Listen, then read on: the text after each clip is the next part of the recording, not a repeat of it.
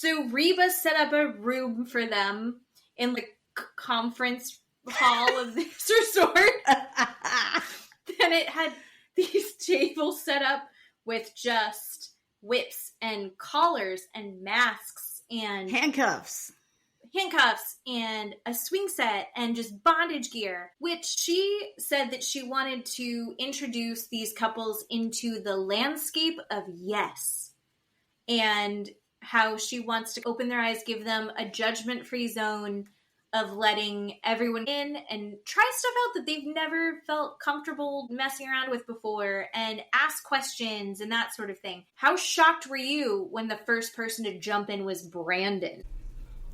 Listener discretion advised. Adult language and mature content.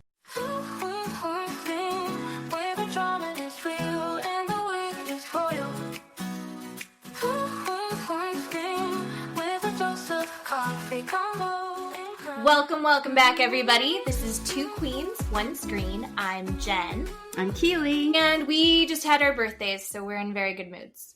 Except for my birthday hasn't happened yet, but I'm celebrating anyway. Keeley's been playing video games. I've been on monster trucks. We're lucky girls. I had a magician. My dad got me a magician. I don't know if you noticed, he's now on Facebook as BIL, brother-in-law. Nice. He and I actually haven't spoken about it, but my assumption is that he's doing that so he can start commenting on our stuff. Nice. So people know who he is. This is my guess. I'm just assuming. Dad got me a magician for my birthday, and he blew my mind. And I, honest to God, think that this needs to be something that makes a strong comeback. People should have magicians at parties. I don't want to go to a party without one from now on. Wow.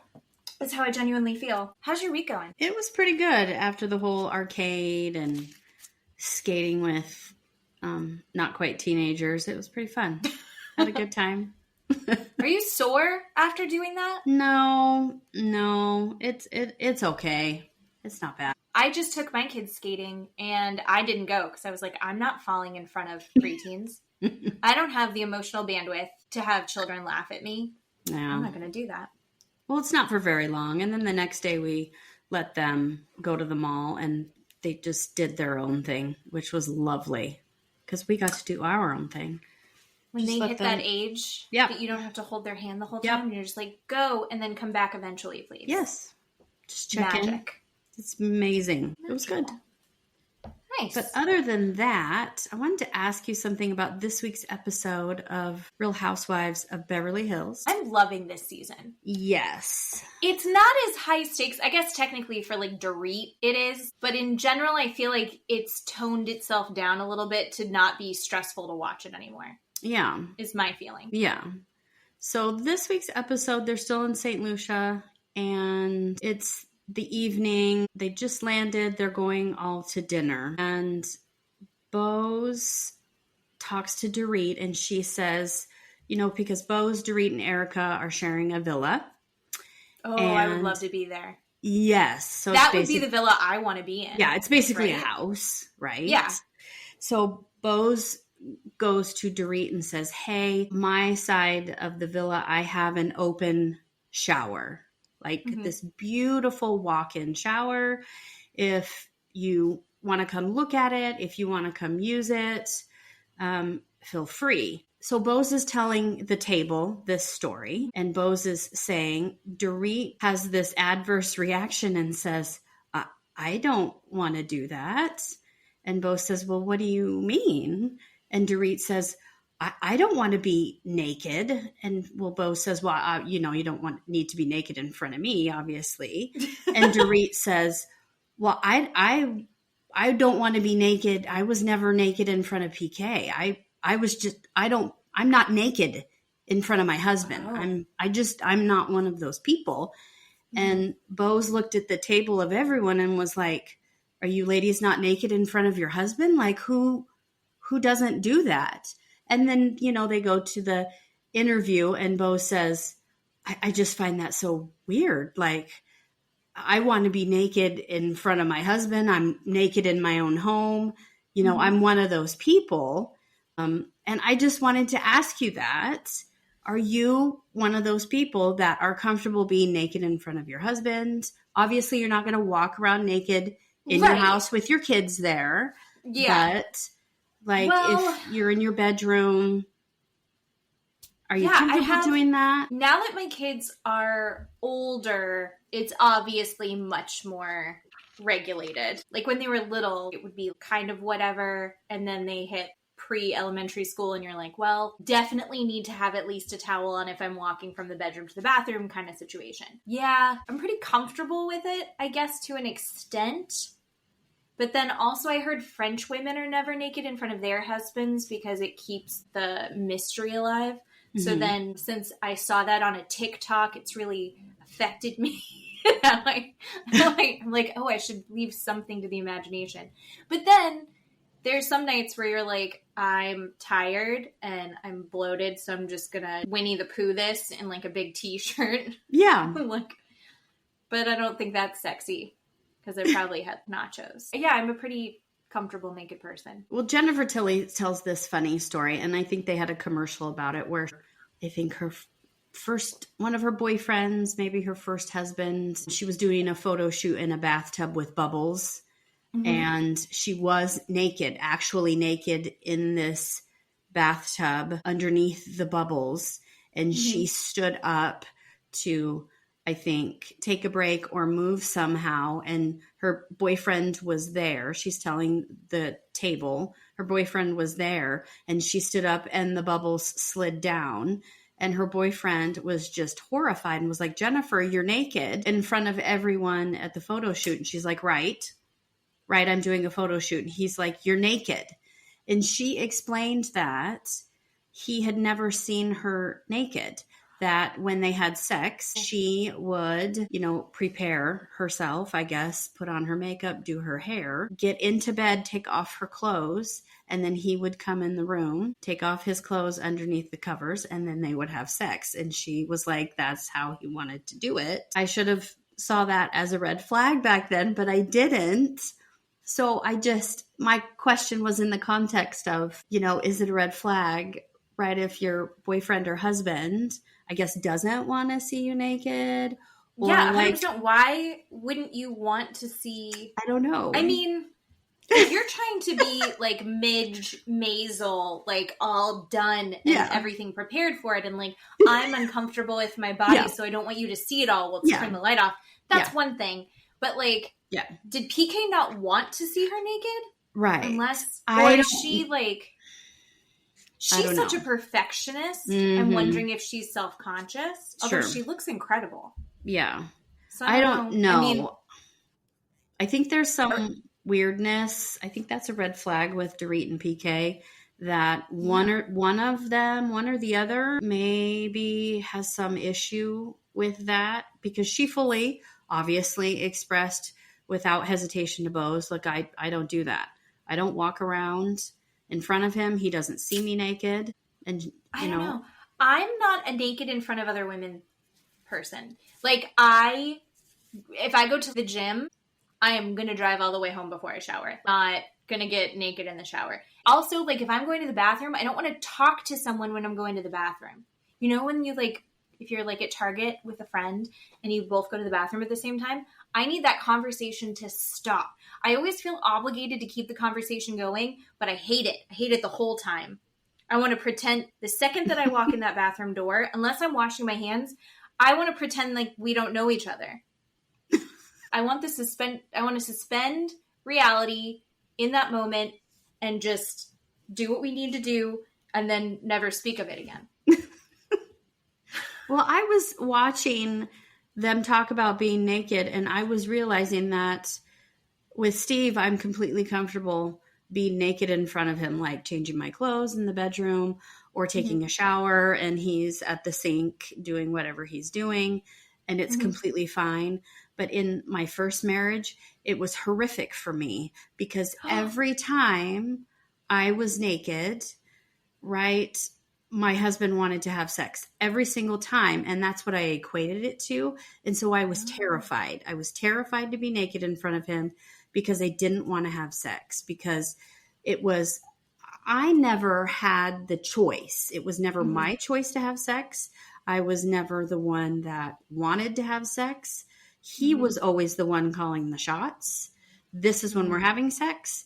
This is the time of day. This is the day of the week, right? All of those things. And so I was terrified, and I never wanted to. I never wanted to tell him when I was taking a shower. I never wanted to tell him when I was changing my clothes. I never wanted to be naked at all, ever. Yeah. And so when I got married to Steve, and I realized one day he came in and I was going to take a shower, and I had an adverse reaction to him asking me if I was going to take a shower. And this whole conversation came up, and he was like, it's okay. I don't want to have sex with you right now. Right. I had to work through that. Yeah, I didn't realize that's intense. what was going on. And he didn't take it the wrong way. And I'm glad of all of that. But that's what I realized watching just that little part of the show, that I'm completely comfortable now because I don't have that relationship where I had it in my first marriage that I do now. And I wonder if it was something like that with Dorit, or, you know, other women have that. That's really interesting, because they talk about, I had watched something where someone was dissecting the relationship between Dorit and PK. Yeah. And it was like, Dorit, before she met PK, had her clothing line. She was international. She was making her money. She got with PK, and they had a family, and it was about PK and his job with Karma Chameleon. I can't remember his name. Boy George, right? And like the producing thing. But that's not actually where that money was coming from. And then when she was done having babies and decided to do the bikini line, remember? Oh, yeah. And then she went on the girls' trip and came back, and PK had changed the name of the bikini line. Yes. Changed all the plans that she had for the runway show, and took it over. Could not handle her being the one in that position. He has to be the one to call the shot. So I think you might be right. I think it has a lot to do. I was thinking it might have to do with her insecurity. She actually isn't a very insecure, especially not physically, woman. Yeah. I think it might have a lot to do with PK being in charge and calling the shots in that way. That's a really interesting insight I would not have considered. Yeah. I just thought about that, you know, because a lot of women, you know, they even just any sort of physical touch with their partner or their husband, they equate that to having sex, right? You're holding my hand, you're rubbing my back, you're touching me at all. They think they want to have sex because that's what the husband does, right? And it's really sad. It's a negative life to lead, you know, and I had that, and I just wondered. It's a lot of pressure in that.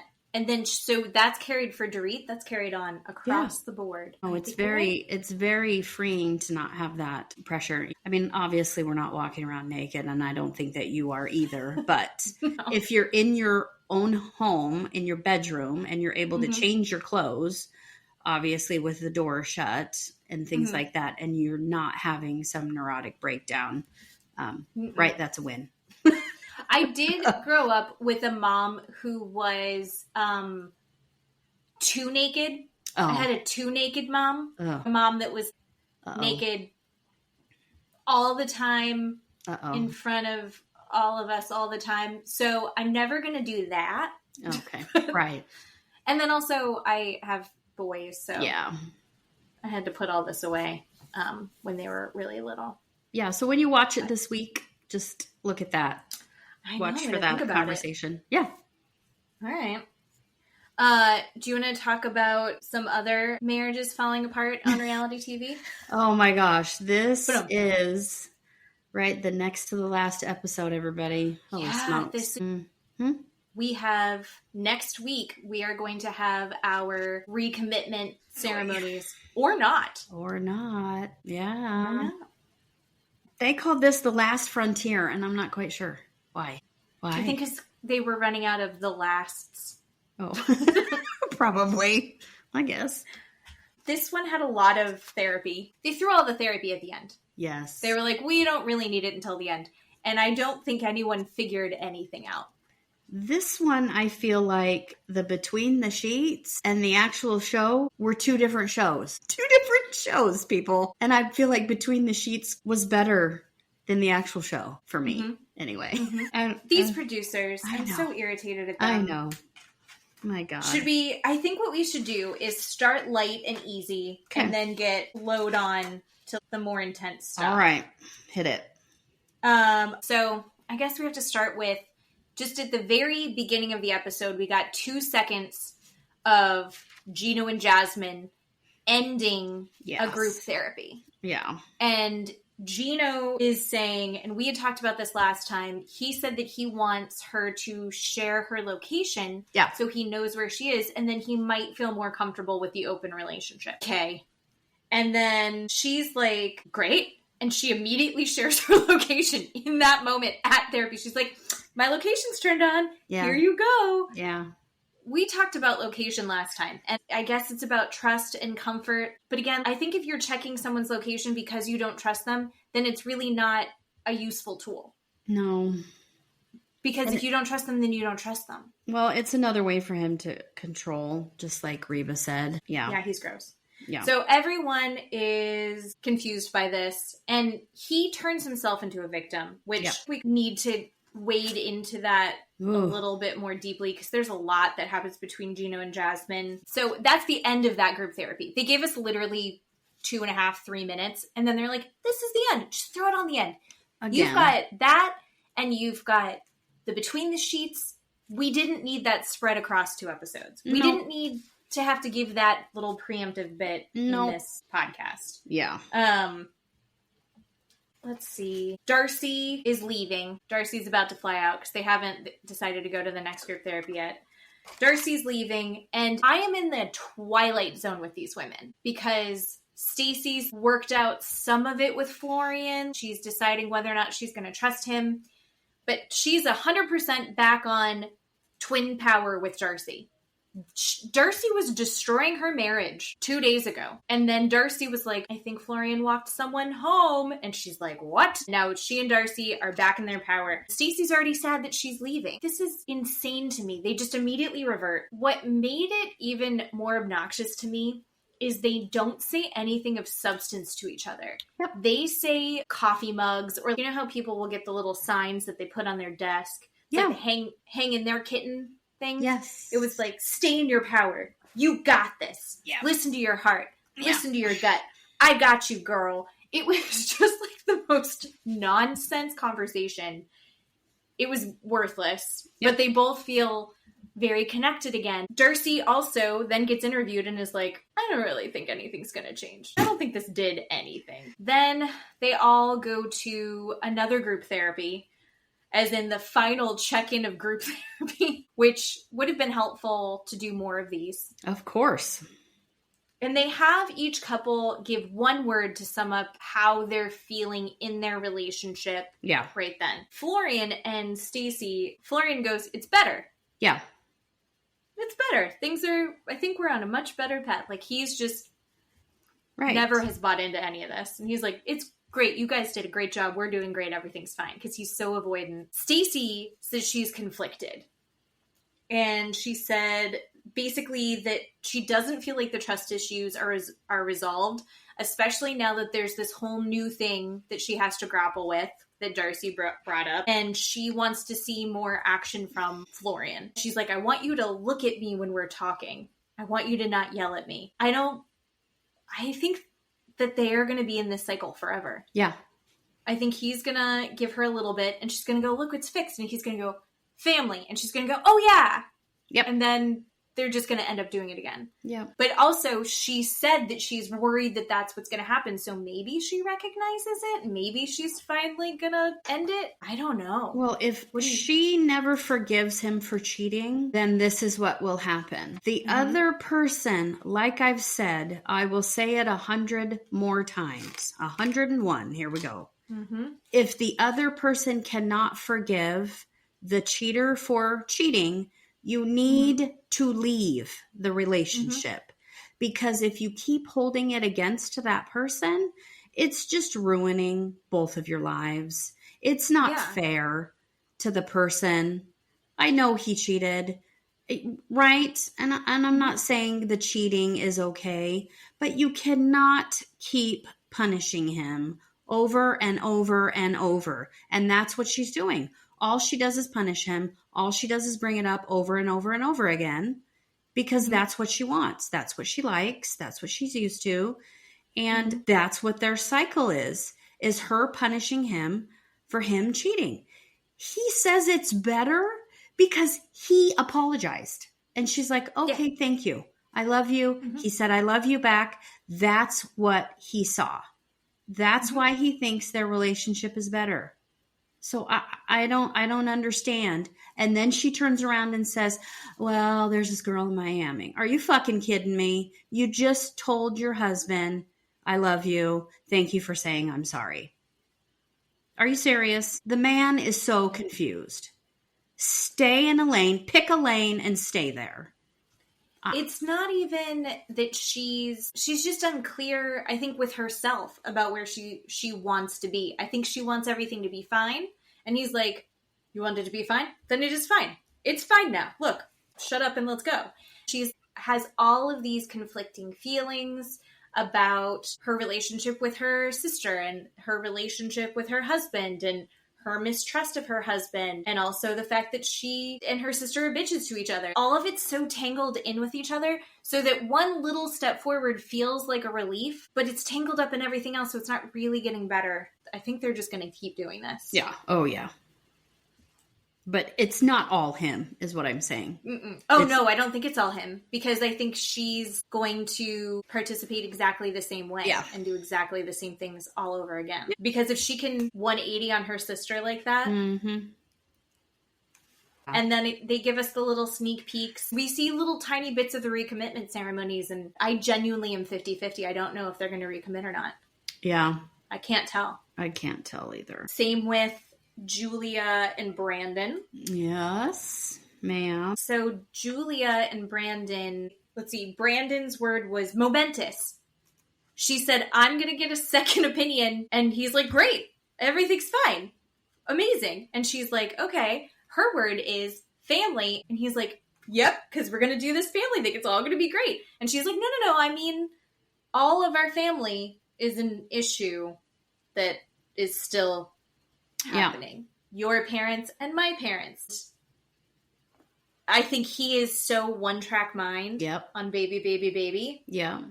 That you could see his face fall. He had genuinely forgotten about the other stuff because, baby, it's going to happen. We're great. Yep. And she's like, you haven't said anything to me about my parents yet. And we see little bits and pieces right before the recommitment ceremony where she's like, I need to know that you're supportive or we are not going to be recommitting. So I don't know if that's going to happen either.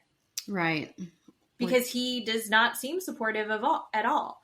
And I don't fault him for going, I don't want to bring a volatile divorced couple into my home that I have to be financially responsible for. Yeah, that sounds awful. I don't want to do that either. He's brought his own baggage into the marriage as well. Rob and Sophie. I have opinions on that. I think we know. But Rob said he felt steady. Like through this therapy retreat, things have become less chaotic. Sophie says that her word is confusion because she came back and she's been doing this retreat and how she walked into the retreat and what she feels has changed significantly. That is actually very confusing for her. Not to mention the fact that she lives in Austin. Yeah. And Rob is going to be moving back to LA. They haven't been living together, but they've both been in Texas. She's kind of created a group of friends there. She's created her little life there, separate from Rob, which is, not bode well for them. But he's going to be going back to LA. He wants her to go back with her. He wants to go back as a married couple. Yeah. And she's like, so you want me to give everything up that I've built here? And he's like, yeah, because we're married. Yeah. She's just too young. Yeah, I was going to say, she's also 20, whatever, 5 or 23. 23. Yeah, 23. I mean, she's too young. They never should have gotten married. Yeah. I honestly think that they both had good intentions, but she's too young. She doesn't understand committing her entire life to a marriage the way that it would need to work. Yes. With him. Yeah. Yeah. She made the comment, it's, you married someone who wasn't your dream man. Yeah. And that's okay. And I was like, oh, if someone named Matt said that I wasn't his dream girl in a recommitment ceremony, no one would be walking away from that unscathed. That's an awful thing to say. I know. But Rob is just like, what does she want? I don't understand what she wants. I'm going to be honest. I don't think I really understand what she wants either. Why are they still married? If this is the last try, what does Sophie want? A paycheck from this show so she can have a little bit of money on the side as they start getting divorced and going through that process. I don't know. I don't know how Rob's paying for anything right now anyway. Yeah, I'm not quite sure. I mean, I still go back to the fact that she had a terrible childhood. She didn't have anyone to show her how to be an adult, how to function in society. And then when she lives with someone or has a partner in some sort of fashion, does she know how to do that? Are we surprised that she doesn't know how to do that? No, we're not surprised. And I'm not trying to make excuses again, but he just gets so goddamn mad at her for not knowing how to do these things and doesn't have patience with her and say, okay, let's figure this out and let's go step up and show her how to do these things. But he won't do it. He throws these man tantrums and he won't show her how to do these things and say, okay, to move to LA, this is how we buy a house, or this is how we pay bills, or this is how we whatever, right? And he doesn't do that. He just stomps his feet and gets really mad. And yeah, it's scary to start all over again and make friends and get a job and do all of those things. But he doesn't comfort her and he doesn't help her. And he just gets mad at her and say, what the fuck do you want? I don't know what you want. And screams at her. And that's what bothers me. That's what I think about. And that's what I don't understand when he says, I don't know what she wants. Well, you don't take the time to ask her. And then when you do ask her, she does come up with these fantasies because that's all she knows. Because when she was a child, that was the last time someone asked her. I'm not quite sure. And then you criticize her for being unrealistic. I don't understand these people who date people whose brains have not stopped growing yet. If your brain is still in the process of forming, let them grow before you rip them apart for being idiots. They're not done cooking yet. Yeah. I find him very frustrating. Oh, yeah. Although I did appreciate him because I feel like he was doing what I wish the therapists were doing in that group therapy for Gino and Jasmine. So Gino and Jasmine, they've decided that they're going to talk some more about this open marriage thing. And he had accused her of cheating. And then he says he wants her location. And it's very interesting how in the 12 to 24 hours this all evolves for him. Basically, they end up going shopping the next day. They're kind of talking things over. And he suddenly agrees to open marriage. What? Yeah. Why? And he's like, well, I feel like I've been really backed into a corner. Matt and I were screaming at the television. Screaming. He literally says, okay, yeah, I think I'm going to do it. And then she's like, is that yes? Are you saying yes? And he's like, well, don't be so excited. She's just shocked. Yeah. She didn't even look happy. She was like, what the hell is happening right now? Yeah. He's like, well, you're always so mad at me about, he couldn't even say it. She had to say it for him, sex. Mm-hmm. And he's like, and I see now that I might lose you. So now's the time I need to take action. Mm-hmm. He literally explains that his options are lose Natalie and have to get a divorce, or open marriage. And he's completely forgotten that he could fuck his wife. Yeah. What? That's how he's taking action? Yeah. I'm going to let you go sleep with other men. He is so insane for thinking that anyone is hearing this and agreeing with him. And Jasmine is in his own little world that he has created, where he's made all of the rules. And it became very clear as he's explaining, well, I need to see your location. And she's like, yeah. And we both have to agree on the rules together. And I want this for you. And I know it's going to be really hard for me to see you be with other people. Because he keeps using it as a weapon against her. He's like, well, how are you going to feel when I'm with somebody else? And she's like, it's going to be hard. But I know that that's something that I want for you, if that's something that you need. You see him just kind of building and constructing this open marriage as another way of controlling Jasmine. And they actually have a little mini session with Reva, where Reva's trying to explain, like, these are things that you need to keep in mind. And then Jasmine's like, yeah, we're thinking maybe 1 or 2 days a week. And they're like scheduling it. She can only be gone for 4 hours at a time. Also, he's going to take her on a date so they can build their intimacy. And I was like, you should just do what? And he's like, he has no option. This is all, he's been cornered into this. He's creating it. It's just another set of rules that he's going to make her follow and then punish her if she doesn't follow it. Yeah. Here's the other thing that I thought was really interesting. Everyone's shocked because they know that at this point, they know that Jasmine has Matt lined up for this. And she's like, I really think he should beat Matt so he can understand what's going on. He's like, if you're falling in love, we have to end it immediately, which... okay. And he doesn't want to meet Matt. And then Reva's like, you should probably meet Matt so you can make sure there's mutual respect and everyone understands the boundaries. And he's like, I don't want to do that.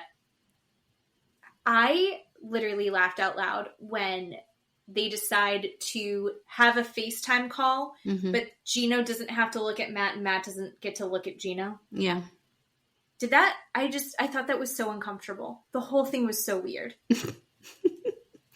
I was thinking the whole time, Matt, don't say something stupid like, hey, babe, how's it going? I miss you, right? Or something dumb like that. I was thinking he's going to say something stupid and Gino's going to lose it. And Jasmine, she looked uncomfortable, but I was thinking Matt's going to say something stupid and Jasmine is going to be like, don't say anything dumb. Don't say anything dumb. And I'm not saying that, they've had sex or I think they've done anything wrong or whatever. I'm just thinking they're really good friends, obviously. But I was hoping, I don't know. They're still on the phone, obviously, in the next episode, but I don't know. Well, in therapy, Jasmine's word is evolve. Their relationship is evolving. They're going to do this open marriage thing. They're going to figure it out. She's fighting for her marriage, right? She's going to figure out how to make this work. And everyone's like, Gino said yes to the open marriage. And he's sitting there with his upside down mouth, just pouting. But then they talk about it and he goes, my word is comeback. We really made a comeback. Like he feels like, yeah, look at us. We figured it out. And Florian goes, Gino, no need to watch more porn. Just watch Jasmine and Matt have sex. What the hell is going on? And Rob is like, what are you doing? This makes no sense. Rob's calling it out. He's like, the second you get home, she's gonna go have sex with him. You're cool with that? You're saying you're fine with this. No, you're not. You're lying. You're not okay with this. And Gino's like, eventually, we're going to become more intimate because she's going to stop yelling at me. He has made himself into the victim so hard. It is so wild. I think at one point Matt was like, just pull your dick out, you fucking weirdo. I was like, I bet you never thought you were going to say that. Oh, the whole thing is just so insane. They've gone so far down this path in La La Land that doesn't make sense in reality. And then in between the sheets, I want to know what you thought when Gino told Josh, the only reason I said it was going to be okay for Jasmine to have sex with Matt is because Jasmine told me that Matt was gay. That's a lie. I did believe it for a second. That's a lie. He's a liar. She never said that. There's no way she said that. That's a complete lie. I knew it was a lie the second he said it. There's no way. Every single cast member is blaming Jasmine for this entire thing. Rob is triggered by Jasmine. Completely triggered. And he's triggered from Jasmine because he has infidelity issues. Completely. everybody is super judgy. This entire open marriage thing, everybody is blaming Jasmine.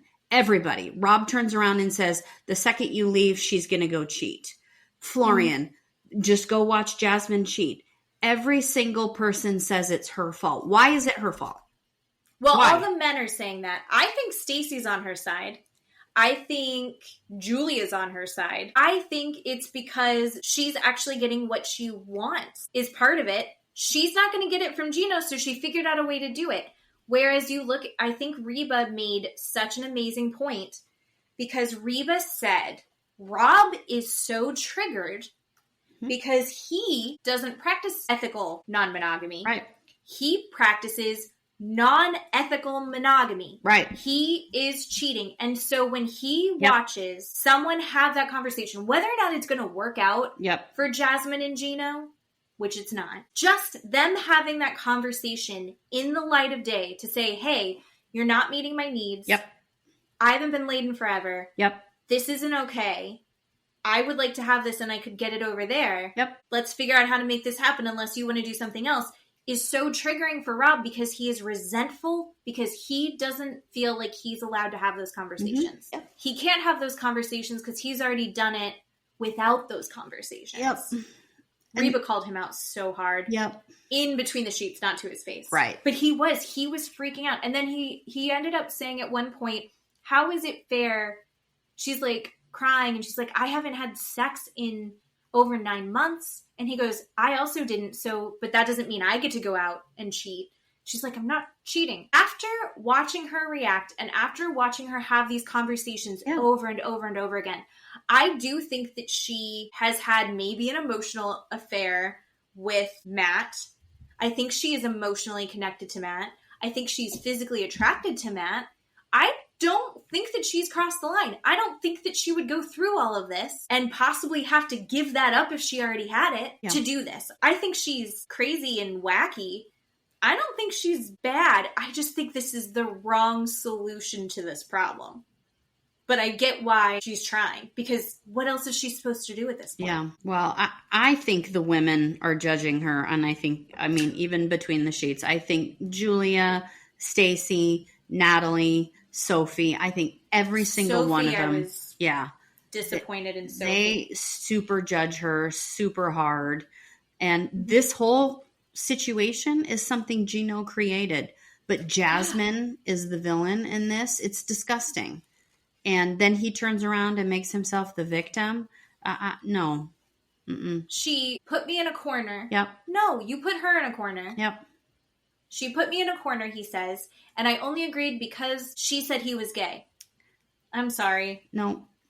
There's nothing about Matt that flags as gay to me. No. Not even nothing. Not even a little bit. Not even What about a gay... And Josh even, like, step-by-step explains why a gay man is not asking to have sex with Jasmine. And he was like, well, it's just because they're friends and he wants to do that. Nope. And he was like, gay men don't want to have sex with their friends that are women. Yeah. That would make them straight.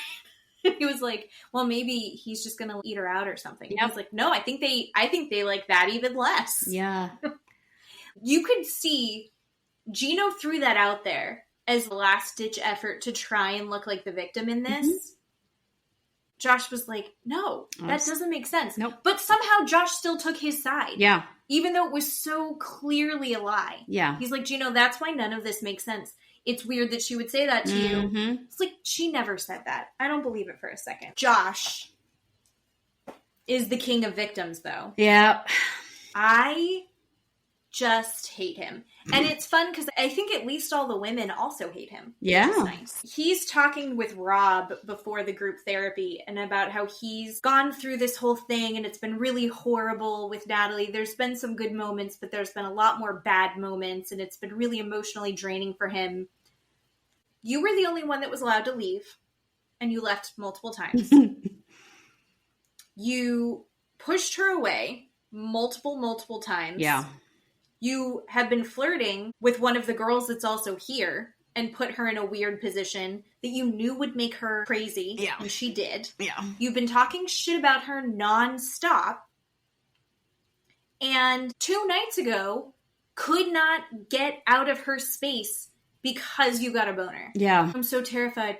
And then he's like, you know, I've been really thinking about this and I'm terrified to have commitment with her. And now I'm realizing maybe I'm the problem. But you know why he's the problem, guys? It's because he cares too much. Yeah.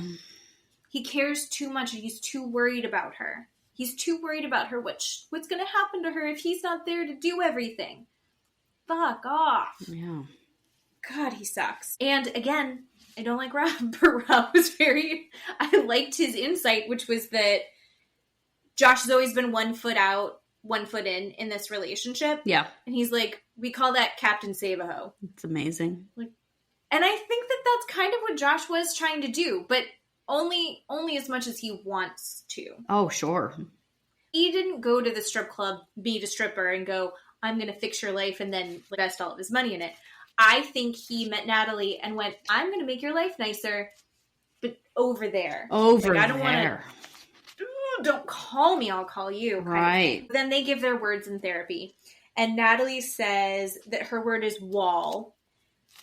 I really enjoy her analogies. Yeah. She said that wall because when you are playing squash and you're hitting the ball back and forth, you're really not playing another opponent, you're playing yourself. Yep. And that Josh is a wall, not really playing with her. She gave a more descriptive explanation that made less and less sense as she went on, and it was delightful. But I get it, because it's like, he's not really participating in this. And then Josh said that he was scared. That was his word. Yeah. Just being so vulnerable. Thanks, Josh. Because Natalie needs 100%, and he can't give that to her. Can't give her 100% because he has another girlfriend. Oh, yeah. That lives at his house. Oh, and then they're like, can you tell her why you're afraid? And he's like trying to look at her, but the sun is in his face. Yeah. Did you see that? I did. So she's got like the shadow on her face, Yeah. and he's like looking at her, but also into the sun. Yeah. And then he's like, can I touch you? And she goes, no.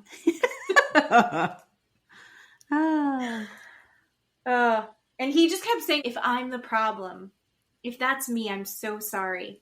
No, of course you're the problem, Josh. Yeah. What I loved is how well she handled that.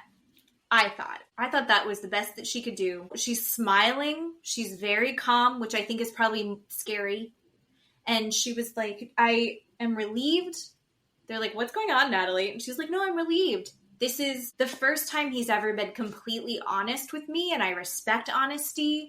And this is the first time that I can honestly say that I really respect you, because I know that you're being honest for once. Then Heidi, the therapist, is like, so are you guys still doing the recommitment ceremony or no? Just because we have to know how many chairs or something. I don't know. They checked in. How many pizzas we're going to order. They're like, they just broke up. And they're like, no, I think we're done. And they get up, and Natalie walks away with her head held high. And I think Josh was like, he's like, I didn't know what she was going to do. Was she going to get upset? Was she going to cry? Was she going to scream at me? Was she going to yell? And she did the worst thing, which was give him a very non-reaction. She just gray rocked him and was very pleasant. And you could just see him spin out of control. So he's chasing after her through the resort. Natalie, let's sit down. And then he needed to sit her down and make her cry so he could leave. Yeah, don't hate me. Is me? No, that's what he says to her. He has to sit her down to make her feel bad, to say, don't hate me. I really don't like it when men do that. It's very manipulative. Do you need to say that? No, you don't need to say that, because I've walked away. This is ended. It's ended. Leave me the fuck alone. They just had this perfect breakup in front of the therapist. Yep. She handled that perfect. And he was like, she didn't yell. Yep. She was not reactive to me. Yep. It sucks. So he basically sits there and he's like, don't hate me, and I really love you and care for you. And she's rewatching and goes, oh, he said he loved me. She's like, he'd never say it before. And it was like, oh, that's so awful. She's still excited about that. He finally is, I care about you, but we can't do this. And he just had to like grind her down emotionally. And she's crying, I'm going to miss you, but I don't think that you're my person. I don't love you. My heart doesn't belong with you. Yeah. She was like, it's like I have a map of New York, but I'm walking around LA. It just isn't going to work. Yep. I was like, oh, that's another great analogy. He just needed to see her cry. The second she's crying, he's like, I'm going to let you calm down. I'll see you around. Now and I he feel gets up better. and leaves. Yep. Fuck you, Josh. Yep. What a dickhead. Yep. And she says, I do love him, but that hurt my dignity because why am I not enough? Like, if he can love me, but he can't give me, that sucks. But I'm higher than this. I don't need to have the big reaction. I don't need to give him the drama. I think her crying was what he needed to finally actually let go. But how many times does he have to make her cry? It was so selfish. Like, is that narcissistic behavior? Yes. Isn't it's that gross. what that was? Yes. Yes, it is. Oh, so yucky. Mm-hmm. And it was also sad because she and Stacy have formed this very sweet connection. Yeah. Because I think they're both very reactive women. And she sees herself there and she's like, oh, she just wants to be loved. She just wants to have a family. And he just pulled it away, teased her with it, and then pulled it away again. And Stacy's crying because she just wants to be loved. Yeah. And that was really sad. Yeah. So luckily, Natalie's going to be able to move on and be separate from this, I think. I think this is finally going to be the end. Yeah, she did say in between the sheets she found out that Josh had another girl. And that she's pretty disappointed and she's pretty mad about it. But yeah, we were wondering when and if she'd find out that he had that girl living in his house. No, I really hope we find out more at the reunion. Yeah. I want to find out everything. Mm-hmm. But I don't think we even see Jasmine and Gino sneak peek of the recommitment ceremony. We see Sophie and Rob. Yeah. Sophie, she looks like she's going through the process, Yeah. but I don't think she's recommitting. And Stacy's sobbing. Stacy cries all the time though, so it's hard to tell. I don't know if Stacy's got the buy-in or not. And we don't see Julia and Brandon because Julia sits Brandon down before a recommitment ceremony and says, I need this to recommit. Yeah. I'm willing to do this for you. I need you to support me in this. Yeah. And I'm going to be honest, I think her ask is significantly bigger than his. Mm-hmm. Yeah. But I also think that she has a right to ask for that. Oh, sure. Where are you at with the couples? What are you thinking? Well, I do want to circle back to Natalie because we saw in between the sheets that she had to sit down with Sophie. And I really liked that interaction because she came to Sophie, they had a one-on-one, and she brought her coffee. She asked about Rob. It was very kind. It was very friendly.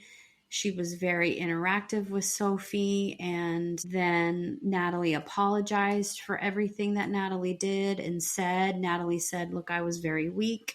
It was very situational. I shouldn't have done any of those things. I shouldn't have said any of those things. I'm really sorry. Sophie explained about living in Austin and possibly moving to LA and not sure what she should do.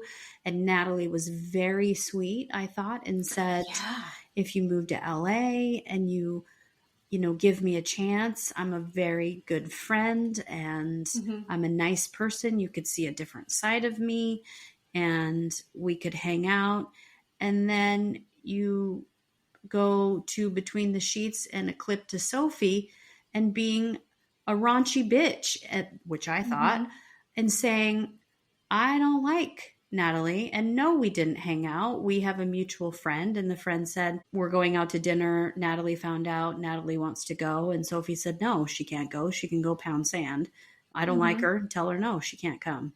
After all of that, Sophie told her to fuck off. Like, I thought Natalie was totally genuine. Yeah, it was such a sweet, sincere thing. And it was also, hey, I fucked up. Which she took. Natalie was kind of on an apology toward these episodes, but it seemed incredibly genuine, incredibly insightful. Yes. And self-aware. It was very impressive to me because I can't do that. I wish I was better at that. She did the same thing with Julia, although Julia called her out. Julia said, you're laughing at me, you're making jokes when I'm talking about these very vulnerable things, and it sucks. Don't do that. It's not acceptable to me. And Natalie immediately gets up and said, I'm dealing with my own shit, and I took it out on you in a way that was not okay. And I wasn't thinking about you. I was only thinking about myself. And I don't know why I was blind to that I was hurting you. I don't want to hurt you. I'm so sorry. And it was such a good... The way I just re-said it was not even close to it. She was so articulate and genuine and clear with, I was being an asshole. I'm sorry for being an asshole. We can all be assholes.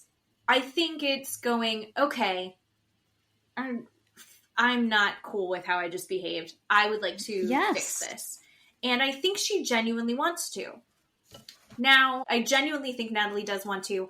I wonder if she gets in her own way, though. Maybe there's something that we don't know about happening later. Mm-hmm. But Sophie's also, I think it comes down to when they are interviewing Sophie about meeting up in LA. She's like, oh, I went to LA and I did not see her because she sees women as competition and I'm not interested in being around something like that. That conversation they had was they were both so open and they were both so vulnerable and it didn't at all acknowledge any of that.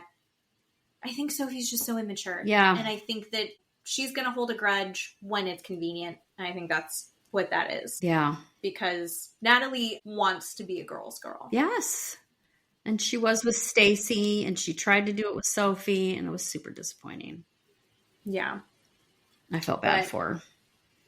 I did too. I hope she gets her stuff together, and I hope that she works it out. I think that she says that she's very, very loyal, and I honest to God think she finds somebody that appreciates her for who she is and can embrace that.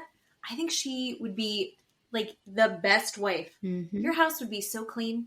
Mm-hmm. Everything would be done for you. She wants to do all of that. She wants to take care of things with you, for you, be with you. Yeah. You just have to be comfortable with an anxious attachment style. And I think that she'd be like an amazing mom. It's a real bummer.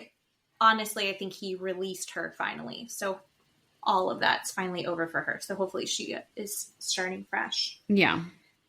You know what else I realized we forgot to talk about? BDSM playground. Yes! Group, sex, therapy. Yes. So Reba set up a room for them in the conference hall of this resort. And it had these tables set up with just whips and collars and masks and handcuffs and a swing set and just bondage gear, which she said that she wanted to introduce these couples into the landscape of yes, and how she wants to open their eyes, give them a judgment-free zone of letting everyone in and try stuff out that they've never felt comfortable messing around with before and ask questions and that sort of thing. How shocked were you when the first person to jump in was Brandon? Right. This is the same person an hour ago that was bawling in a pool full of people saying, I'm so embarrassed to talk in front of people and thank you for being my friend and all of this other stuff. I have social anxiety. And now he's a dog he's got a mask on. Full leather dog mask. Right. Like, yes, it was surprising. And then he grabs the whip and he's sex man. And he's whipping it around and he's pretending he's a comic book hero. Yes. But he's into it. Yeah. And Reba reads the situation as, it was great because he brought this sense of humor. Usually for him and Julia, they're getting into sex only because he's thinking baby, baby, baby, so they need to infuse this fun. Yeah. And I remember thinking, no, because the last time they did sex therapy, they infused fun and it just turned into like her kind of making fun of him. Yeah. And riding him around and laughing at him. Yeah, shaving his armpits. And then it turned into that. It needs to be, she needs like more like him taking charge, being passionate. Yes. And not for goofy. lack of a better word. Yeah. Yeah, it needs to not be goofy. He needs to be the aggressor. He needs to take that masculine stance because he's either goofy, he's sex man, or he's pretending that he's like dancing around in a robe and getting his armpits shaved. She wants somebody, I think that's going to be a little bit more the one that is pushing for it, but also not going, I want to have sex now. You haven't had sex with me in so long. Like, he's either a baby whiner or he's a goofball, and I don't think that's what she's into. No, she wants a little Christian Grey, right? 50 Shades of Grey type. Yeah. Right? Yeah. Yeah. Somebody is going to tell her what to do. Yeah. Yeah. Because that's kind of how he is in their relationship as well. And then he suddenly becomes, that's all up to her in the bedroom. Yeah. And then he's pissed about it. Like, it doesn't quite work out. But he had a good time. He let loose. He wasn't drinking, but Joseph was there. Right. Oh. And then Jasmine was like, oh, I want to try the swing. It was a full swing setup. Yeah. It was like half swing, half gynecologist chair. Yeah, I thought that too. And if the men listening don't understand, you are laying on your back and your legs are spread. So that's spread, and there's like stirrups to keep your feet up. So that's what we mean by a gynecologist chair. And then Jasmine wanted to try that. Gino jumps up and he's like going to town, miming it for everyone. He air fucks her in front of everybody. Yeah. And Reba is completely shocked because she said, how can he do that in front of everybody, but he won't do that in the bedroom? Why? When it's just the two of them. Yeah. He can perform it for everyone. Right. I'm going to say it again. Right. My theory is Gino is gay or pan or bi. I don't think he is attracted to Jasmine. The way that he looked at Josh in between the sheets, I've never seen him look at Jasmine that way. I don't think he's attracted to her, but I don't think he would be comfortable admitting to himself that his fantasies lie elsewhere. Sure. Which is why he's picked a woman who is so forward sexually, leads with her boobs, her body. She has done all of that work very intentionally. He's picked what, maybe society, the male gaze would say is like the perfect woman physically, and then made that a priority above other parts of who she is. And then when it's not working out, he's making it her fault. Who knows what porn he's watching, but he needs a Viagra to make that happen for himself either way. Yeah. He's more interested in his own boner. And the way that he interacts with his men, with Florian, with Josh, I don't think that he enjoys women in that way. You see him have so much fun with Jasmine when they're on their own and they're being silly together. You can see they enjoy each other as people. I don't think he's sexually attracted to her. Yeah. I just don't think he is. No, I either. I think because he probably feels so out of control, I think he enjoys that, having that control over her. He feels strong and in control when it comes to their relationship dynamic. Accepting this open marriage is just a way that he is flailing, trying to find some other mode of control. Yeah. It's a complicated conspiracy theory I have about Gino. Well, I also wonder, since he likes to watch so much, I wonder if he wants or thinks about that he actually wants to be the girl getting fucked, right, by the guy. And he wants people watching. Do you see what I'm saying? Like, not that he wants to dress up like a woman, or not that he's technically gay, but he wants to be the woman getting fucked by the man, but having other people watch him. That's really complicated. Maybe. Do you see what I'm saying? Because he watches porn. I do. And then he did that because he did that in front of everybody, and he was he was looking at people while he was performing it, watching their face, and being very excited about that. I don't know. I think you've got something there. I think there's something there. I don't think he wants to see Jasmine have sex with someone else. No. But I do think he would like people to watch him. Yes, but it's about him. You have something there. Right. But do you remember, was it Florian that twirled him around? That was the best day of his life. Or was it Benny? Who was it? Somebody. Who was it? I think it was Florian. Okay. Because they really connected, and I think that that's something that he would be really into. Next week is going to be a shit show. I know. We get the reunion. I'm excited. I'm ready for it. And again, I'm just holding out for the Valley. I'm so glad that we have a date for that. No. So nice. Because there's so much so much going on. Somebody made a montage of just all the epic things that Kristen has said over the years. And half of them were like, suck a dick. And yes. it's really hard. It's so hard being an empath. Oh, no. If someone says they're an empath, I immediately don't believe 100%. I was just going to say that. Do we know if she's having a boy or a girl? Did we figure that out? I think it's a girl. Oh, God. I'm so glad. But I don't know why I think that.